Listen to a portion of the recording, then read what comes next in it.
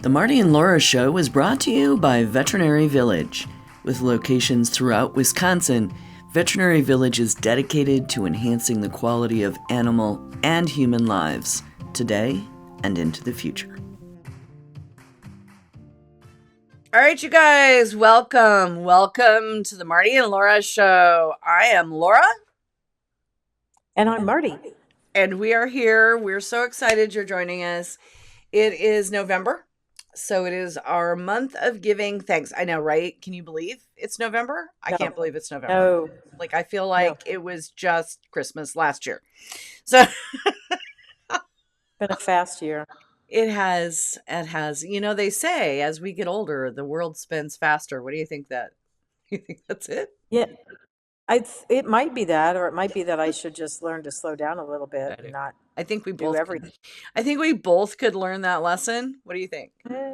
Probably, yeah. Okay. All right. So it's November. We've been talking about giving thanks. And we've given thanks for our pets and how great they are in our lives. And we have given thanks for our veterinarians and how much they do for us with our pets. And today we are going to give thanks for sciencey stuff. And I think that is pretty cool. There's a lot of science that has happened in the last 20 or 30 years, really, that has helped our pets live longer and healthier lives than they ever have before. And Yes. so I thought we could just kind of touch on some of the more recent, more like really major, like we've had vaccines, we've had anesthesia, right? Like there's been some big stuff just in the 21st century that I think we can really be thankful for. Oh, for sure. And Dan and I were just at a conference in New Orleans. We got back this Mm, morning, mm, and the artificial intelligence that's yeah, barreling at us yeah. is going to be fascinating to see where this takes us. Hmm. Um, there's so much that has the potential to happen here, and it may not all be good, but a lot of it truly is. So it's been pretty interesting to hear. Not only does it improve the ability of your veterinary clinic to take amazing records and great notes, which is Mm. going to be a huge breakthrough as far as the amount of time it takes and the accuracy of notes that are going to start happening in the veterinary clinic. But it's also starting to link together all kinds of diagnostic algorithms so that if I Mm. walk into the exam room and I miss one of my differential diagnoses, it's going to shoot that out at me and remind me. Oh, It's wow. going to get handouts for you. It's going to get all these things in it. Of course, it's machine learning. So the more times you teach it the same thing, the better it's going to get. So there's going to be some really cool stuff. And then I think we're going to see AI really break through with a lot of genetics and a lot of Mm. treatment options. So already your physicians and your nurse practitioners and NPs and PAs are relying on a resource. Almost every single case, they go to a resource that is universally the one source that they're using to make sure that they're getting you the right diagnostics, the right treatments, all those things. And we're going to see that starting to hand off to the veterinary side as well. So there's going to be some pretty amazing breakthroughs. That's pretty incredible. And I think we've seen, from as, back towards the turn of the century, the diagnosing, I'm saying it wrong, not diagnosing, um, identifying the entire canine genome, right? That Oh, has yeah. given us genetic testing that has just blown open the world of having healthier pets, breeding healthier pets, owning healthier pets. I just was doing some research today on a new genetic test that can identify dogs with um, gene markers for Allergies, atopy. yes, allergies. And it's just like so incredible the things that we can know today that when you and I started in dogs, we had no way to No. know. Um, Right. so talk about a few of those, and then I want to talk about our organization that we would offer for you to donate to if you have some desire to help promote this particular cause this month. Sure. So right now we have about 350 tests that we can identify genetic markers in dogs. Right. Now, not all of them are diseases. They may be traits. Mhm. They may be who they're related to. It may be what breed they are. So there's categories of DNA that are really important for us to know. Mhm. So the diseases are interesting because they can really help us to make decisions about what we may be treating that's in front of us. It may help us to make breeding decisions. Um, and but there's also a lot of confusion because there's 350 tests. Right. Not every dog is going to have 350 traits or disorders that they need to know about. And so And some of there's these tests, different companies all doing right. different things. Well, but remarkably, many of them are running through the same laboratory. Right. So, and that's sort of in flux right now. So I'm not even going to go there because there's going to be changes happening this weekend Oh. that, yeah, that I'm not fully informed about, but I know there's change in the wind.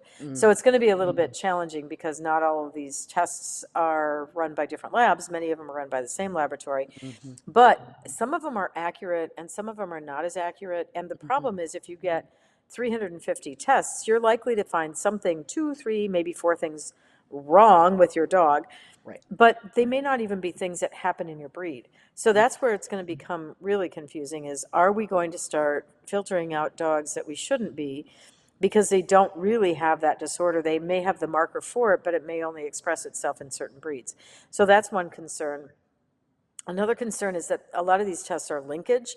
So they are a genetic marker that's linked to Mhm. a gene that's probably causing the disease, but it may not actually be that disease. So we Actually. may be inadvertently throwing dogs out of our gene pool that we don't mean to.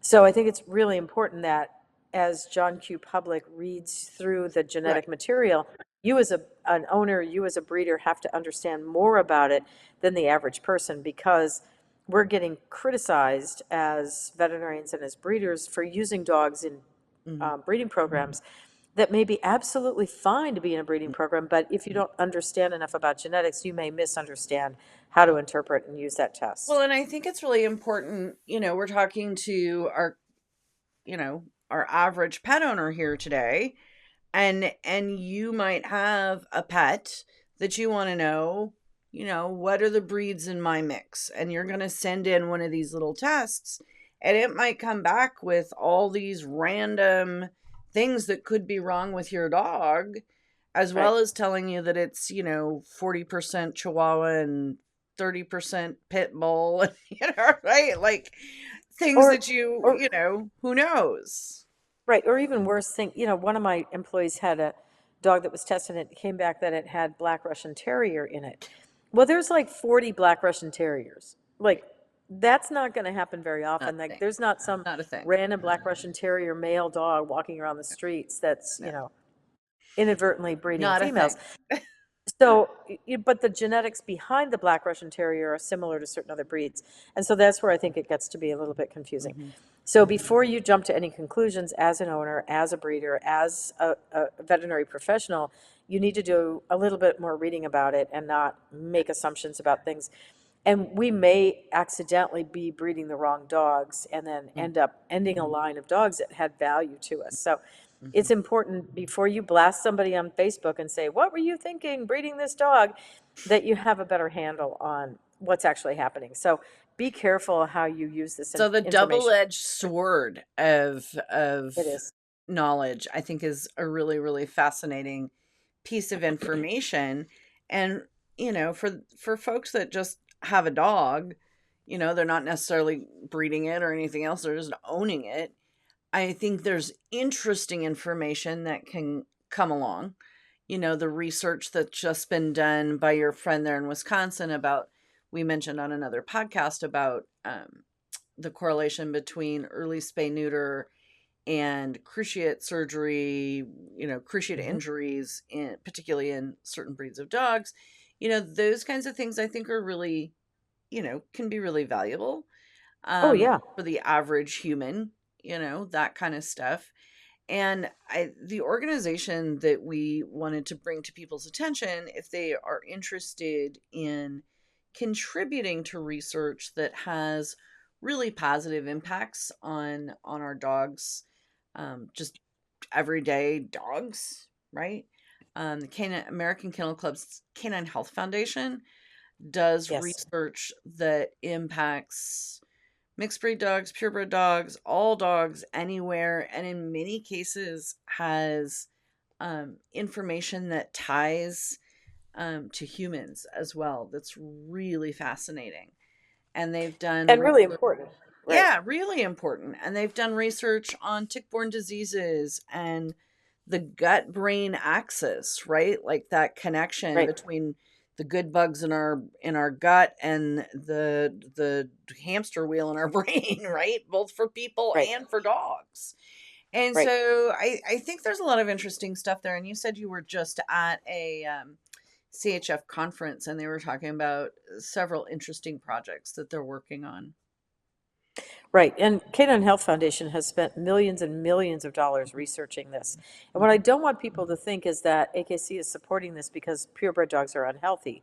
I want people to understand that there's really important motivation behind this, that we understand the dog genome and the dog diseases much better so that we have a better way to approach how we breed, how we diagnose, how we treat, how we manage these dogs.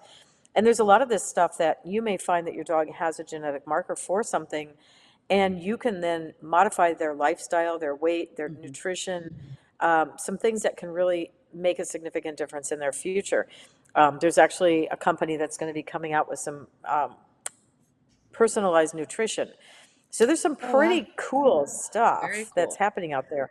Yeah, and it's absolutely fascinating. I come back from every one of these meetings just like my head blows up because there's so many Right. fascinating and new things that are happening. So I can't even begin to explain how much material is out there. And if you walk into your veterinary clinic with your DNA test, or you walk in with a printout from AI or Google or whatever it happens to be, and you think your dog has a particular condition, by all means take it to your veterinarian and bring it to their attention. But be aware that there is so much information that's happening and coming out every single day. There's no way your veterinarian, no matter how hard they try, can keep up with every single disease, every single new drug, every single disorder, every single new test, every single diagnostic, and every treatment. I think my thing is I understand AI is the wave of the future, more power to y'all. On the other hand, AI is still catching up.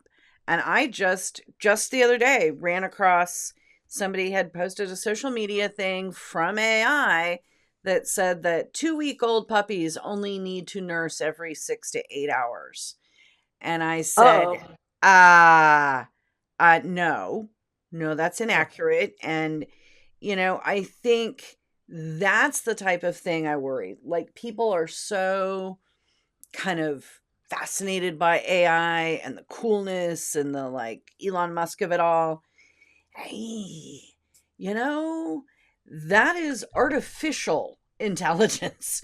And the important part to understand is that there's actual intelligence and real experts that AI is stealing knowledge from and may or may not actually have gotten it right. Right. And unfortunately, that's the truth. So it is. You have to be really careful. Yeah, really careful. Right. So, because some of it's probably not accurate. No, it's definitely not accurate. So, you and I know that every 6 to 8 hours is not nearly enough for a very young puppy. I replied in this social media thread and said, no, please read Dr. Greer's book and ask an expert. Listen to Pure Dog Talk, whatever. At any rate, so that I just use that as an example of, there are things for which AI can be useful, and there are things for which it is distinctly not ready for prime time.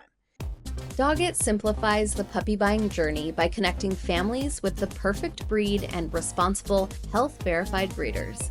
They are the only breeder marketplace that verifies health clearances and responsible breeding practices. Through their personalized puppy matcher tool and matchmaker services, they educate and guide buyers every step of the way, ensuring a seamless process and a perfect match for their lifestyle. From initial breed consultation to introductions with top breeders, Doggett makes responsible puppy ownership easy and stress-free.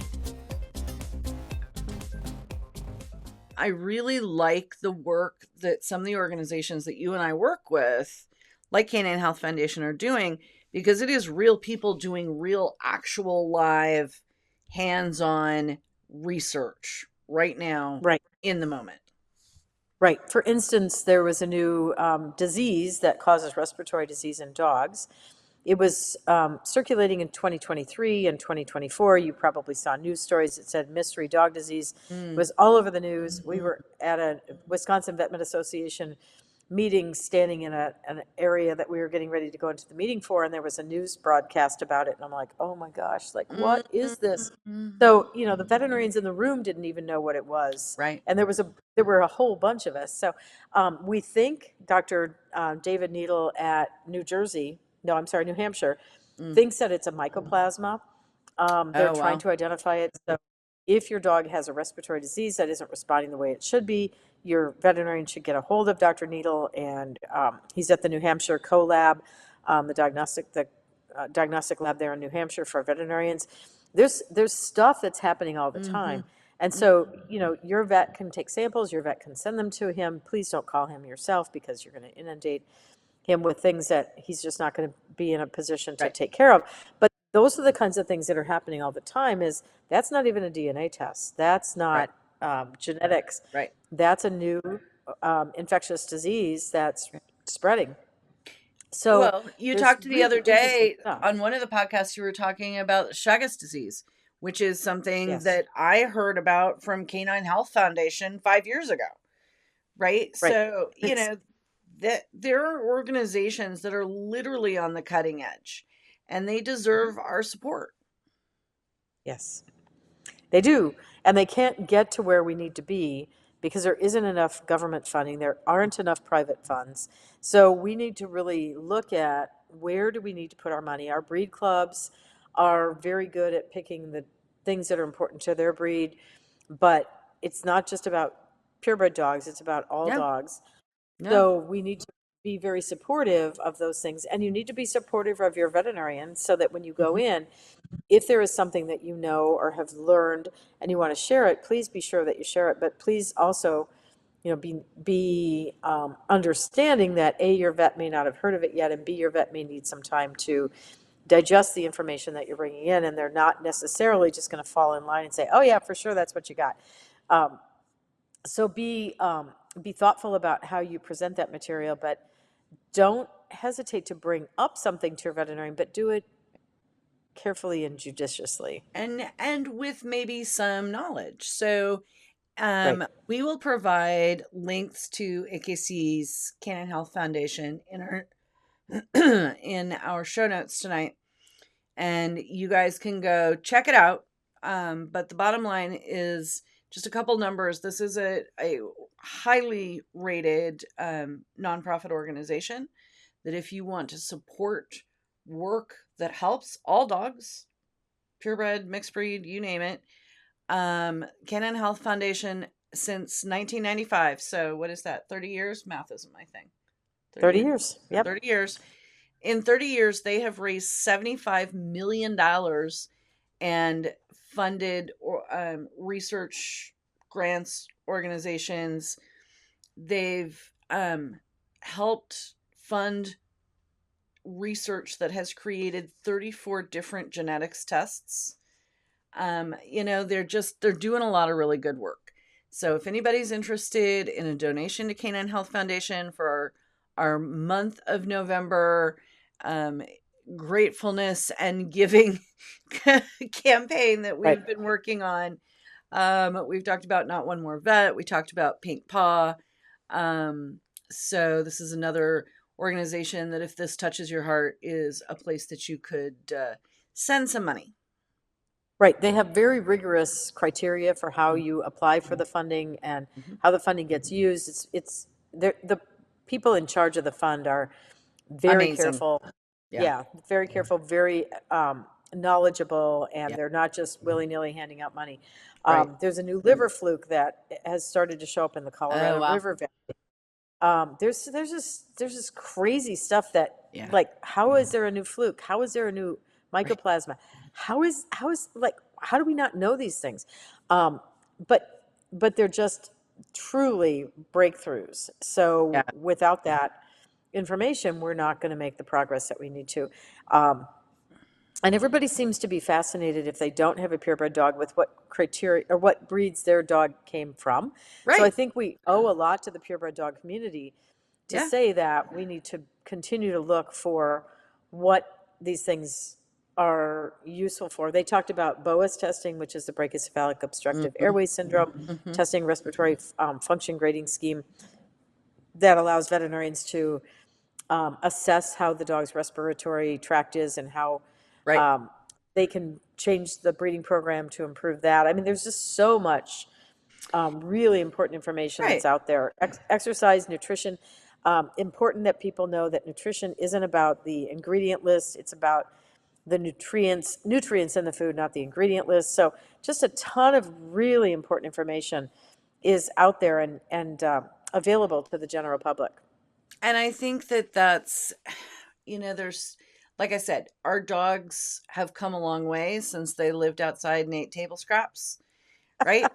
Ate I, next to the campfire with yeah, the yeah. caveman Well, wearing a no, little I mean, loincloth. Yeah, even yeah, well into this yes. century, Oh, for dogs sure. didn't live typically in the house. They just got thrown. It was only in the 60s when they started, kennel ration and some of those kinds of original dog foods. It's only been since then that dogs Right. really had food manufactured for them.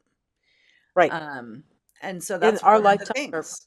Yeah. right, in our lifetime, or maybe the lifetime of our parents or grandparents, it's a very short window of time Mhm, in the evolution of dogs that they have changed into this mhm. amazing category of companions.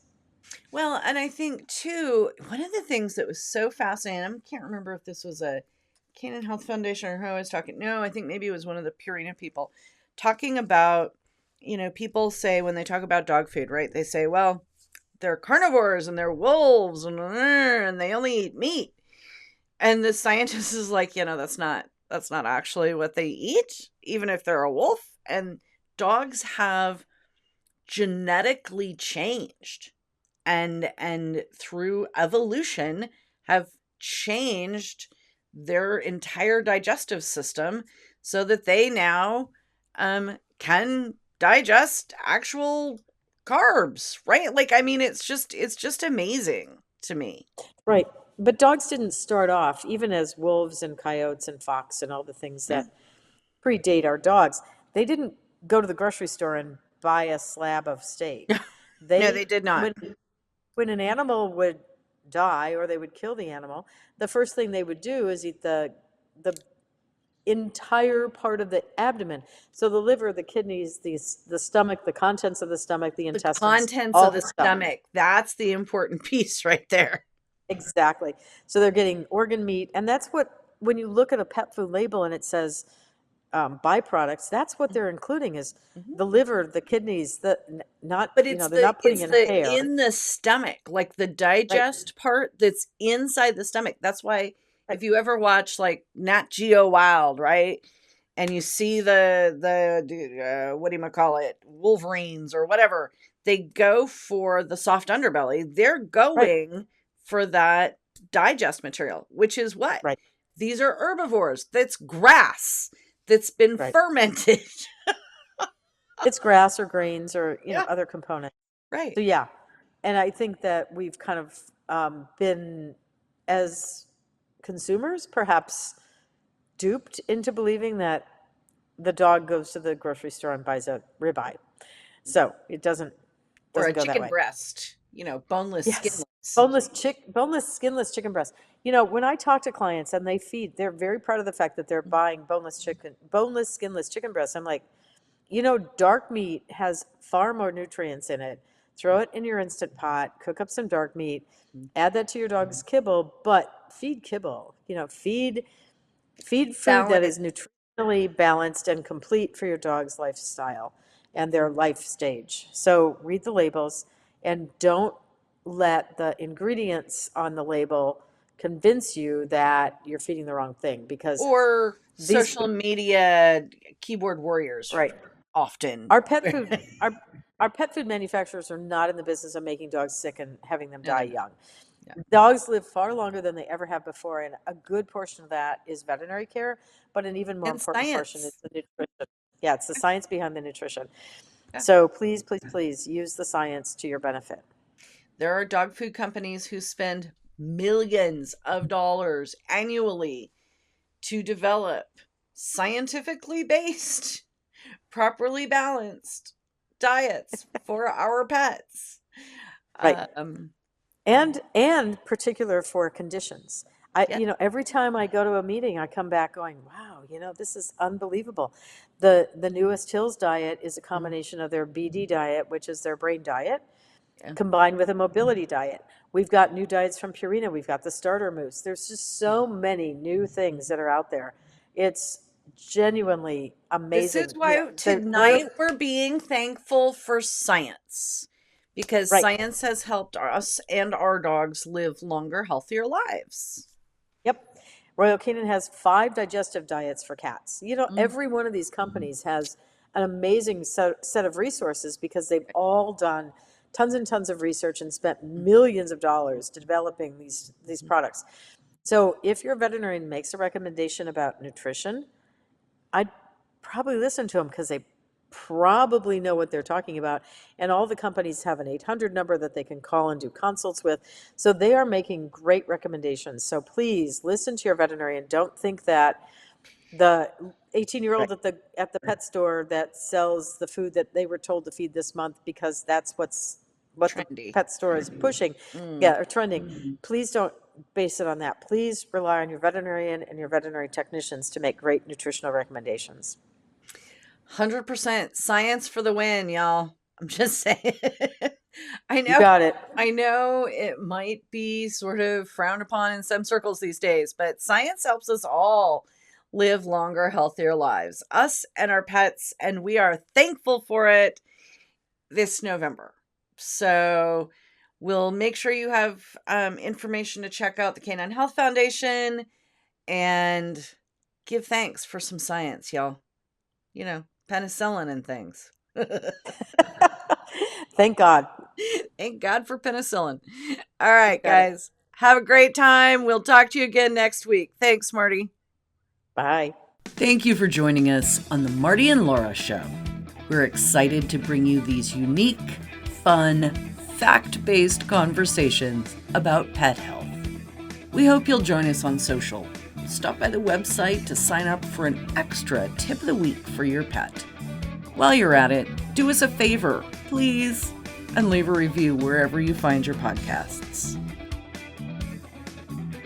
The Marty and Laura Show is produced by Pure Dog Talk, Inc. Sound design and editing by Premium Audio Services.